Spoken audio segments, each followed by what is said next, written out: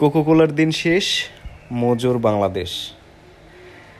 বাংলাদেশ সহ বিশ্বের অন্যান্য মুসলিম দেশগুলো এই কোকোকোলাকে কঠিনভাবে বর্জন করেছে।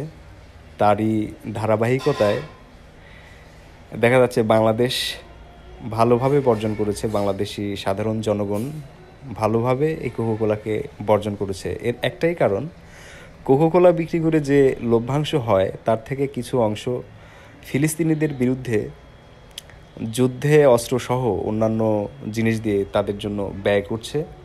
এটা আসলে আমরা কোনোভাবে মেনে নিতে পারি না। এর ধারাবাহিকতায় বাংলাদেশি খাঁটি পণ্য আকিজ গ্রুপের মোজো কোমল পানীয় তাদের ফিলিস্তিনিদের জন্য একটা নির্দিষ্ট অ্যামাউন্ট বরাদ্দ রেখেছে। আসলে কত টাকা বরাদ্দ রেখেছে এটা আসলে আমরা সাধারণ জনগণ জানি না। তাদের বোতলের গায়ে একটি কিউআর কোড দেওয়া আছে, সেটা আসলে স্ক্যান করলে আমরা দেখতে পাবো ফিলিস্তিনিদের জন্য আসলে কত টাকা বরাদ্দ আছে।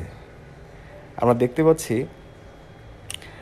একটি বোতল ক্রয় করলে, এই যে কিউআর কোড, একটি বোতল ক্রয় করলে 1 টাকা করে তাদের জন্য বরাদ্দ রাখা হচ্ছে। এই যাবৎকালে 4,872 টাকা প্রতিদিন কালেকশন করছে এবং টোটাল ফান্ড কালেকশন 1,38,10,675 টাকা।